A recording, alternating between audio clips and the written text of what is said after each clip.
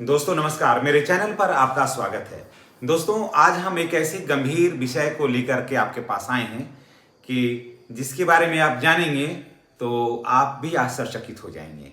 जी हाँ, सिर्फ आप ही नहीं, पूरा बिहार आश्चर्यचकित हो जा रहा है। ये बात जो है, ये समस्या जो है वो सदन में भी उठ रहा है और अब चौक चौराहे जहाँ भी देखते होंगे प्रतिदिन अखबारों की ये सुर्खियाँ बना हुआ है।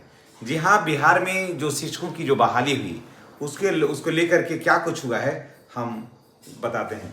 दरअसल पिछले कुछ समय से बिहार में फर्जी शिक्षकों का मुद्दा जो है वो लगातार सुर्खियां बना हुआ है और यह मामला इतना गंभीर हो गया है कि विधानसभा और विधान परिषद दोनों में ये मुद्दे जो हैं वो उठ रहे हैं कि आखिर इतने बड़े पैमाने पर शिक्षकों की बहाली हुई तो अभी तक सरकार के पास ये आंकड़ा कैसे नहीं अभी तक हो पाया कि अब टोटल शिक्षक कितने हैं और कितने शिक्षकों के पास जो है वो डॉक्यूमेंट्स में किसी न किसी तरह का त्रुटि है।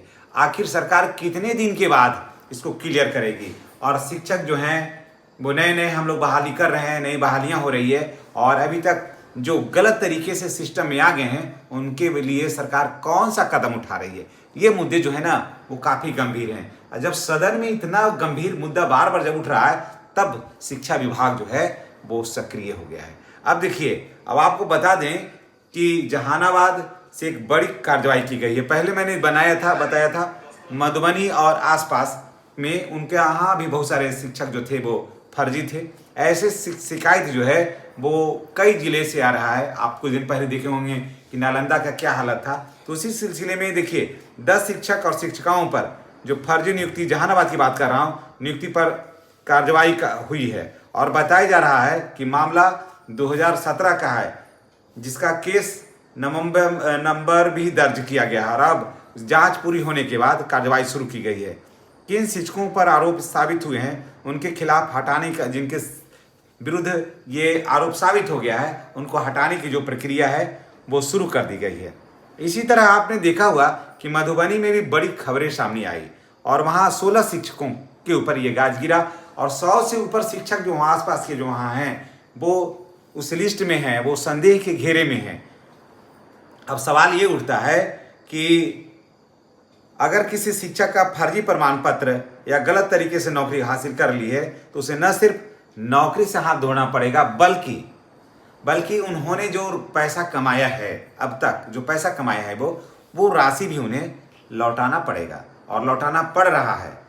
इस मामले में सबसे गंभीर बात तो यह है दोस्तों कि कई शिक्षकों पर जाति प्रमाण पत्र गलत है, विकलांगता प्रमाण पत्र गलत है। बहुत सारे ऐसे शिक्षक हैं जो गलत तरीके से जाति प्रमाण पत्र पा करके नौकरी कर लिए, विकलांगता प्रमाण पत्र बना करके बहिर नहीं है, वो बहिर नहीं है लेकिन बहिर का सर्टिफिकेट लगा लिए है ना, और वो विकलांगता के आधार पर वो नौकरी कर रहे हैं। एक एक घर में आप देखिएगा बहुत से ऐसे 2-2 शिक्षक हैं जो विकलांगता प्रमाण पत्र पर हैं।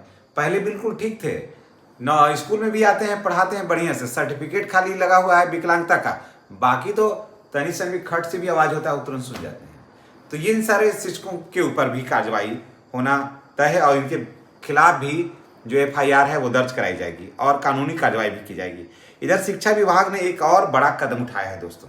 जहाँ विभाग अब तक 2006 में नियुक्त सभी नियोजित शिक्षकों का, जी हाँ, एक तो नहीं, 2006 से माने जितने भी नियोजित शिक्षकों की नियुक्ति है, 2006 नहीं कहिए, जितने भी नियोजित शिक्षकों की नियुक्ति हुई है उन सबका होगा, लेकिन डॉक्यूमेंट्स का वेरिफिकेशन होगा, लेकिन वो होगा ऐसे नहीं, वो होगा चरणबद्ध तरीके से, समझ गए, चरणबद्ध तरीके से होगा। तो 2006 में जो भी शिक्षकों की बहाली हुई है ना, तो उन सारे लोगों का सर्टिफिकेट जो है ना वो जांच किया जाएगा, चाहे वो कोई भी शिक्षक हो। अब यह आशंका जताई जा रही है कि कहीं उस समय की नियुक्ति की प्रक्रिया में कोई ज़्यादा गड़बड़ी तो नहीं हुई है। इसी को देखते हुए शिक्षा विभाग ने सभी जिले के को आदेश दिया है कि 2006 में जितने भी नियुक्त हैं वो सभी का प्रमाण पत्र, मैट्रिक इंटर का प्रमाण पत्र, जो ट्रेनिंग किए हैं वो दक्षता प्रमाण पत्र, सारे का जांच होना चाहिए, है ना। उनका जाति आय आवासीय भी जांचिए कि वो सही है। अगर विकलांग हैं पर नौकरी किए हैं तो मेडिकल टीम को गठित करिए और देखिए कि क्या बाकी वो लोग बहिर हैं कि नहीं है। सबसे ज़्यादा बहिरी का बना हुआ है डॉक्यूमेंट्स, ठीक है।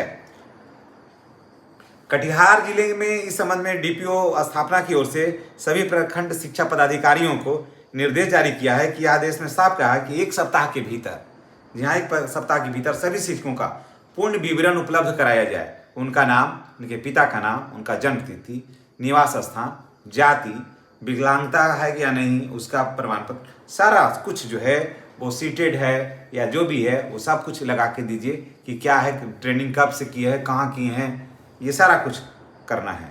इतना ही नहीं, इन शिक्षकों का विकलांगता जाति प्रमाण पत्र भी जांच हो जाएगा और कई मामले में ऐसे भी हैं जहां गलत प्रमाण पत्र पा करके वो नौकरी भी हासिल कर लिए हैं। कुछ ऐसे भी केस सुनने में मिल रहा है कि भाई का सर्टिफिकेट है, जी हाँ, भाई का सर्टिफिकेट है और भाई अभी नहीं कुछ कर रहा है या उनकी मृत्यु हो गई है, छोटा भाई उस सर्टिफिकेट पर काम कर रहा है। मधुबनी जिले का अगर कुछ प्रखंड का अगर नाम ले लें तो आपको और भी क्लियर हो जाएगा। जैसे पंडोल हुआ, फुलपरसा हुआ, अंदर ढाड़ी हुआ, बबुराही हुआ, रहिका हुआ, बेनीपट्टी हुआ, इस तरह का मामले जो हैं वो जांच शुरू कर दी गई है और अब तक वहाँ 16 शिक्षक ऐसे हैं जो इस जांच के दायरे में आ गए हैं।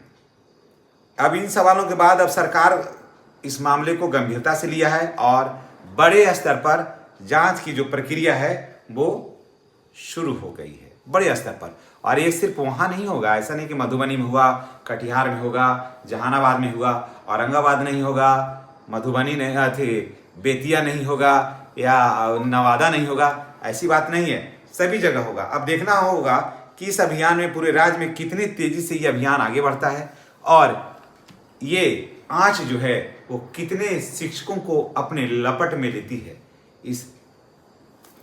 ये तो आने वाला वक्त बताएगा और कितना कार्रवाई होता है ये तो आने वाला वक्त बताएगा। लेकिन शिक्षा विभाग ने जो मुहिम चलाया है ये हमें अब लगता है कि ये सफल और सार्थक होगा, क्योंकि अब जो है वो पार्ट बाई पार्ट ऐसे करके करना है कि 2006 वाले का एक बार, 3-5 वाले का एक बार, उसके बाद 10 से लेकर के 13-14 तक का सबको एक बार, उसके बाद 22 वाले का एक साथ, ऐसे ऐसे कर करके डॉक्यूमेंट्स का जब वेरिफिकेशन होगा तो निश्चित रूप से जो लोग हैं इस दायरे में आएंगे वो निश्चित रूप से पकड़े जाएंगे। चलिए इसी के साथ हम आपसे विदा लेते हैं। नेक्स्ट वीडियो में हमारी और आपकी फिर मुलाकात होगी। दोस्तों, अगर आप चैनल पर नए हैं तो चैनल को हर हाल में सब्सक्राइब करके बेल आइकन को दबाइए ताकि वीडियो का जो नोटिफिकेशन है वो आपको मिलता रहे। धन्यवाद। जय शिक्षक, जय बिहार।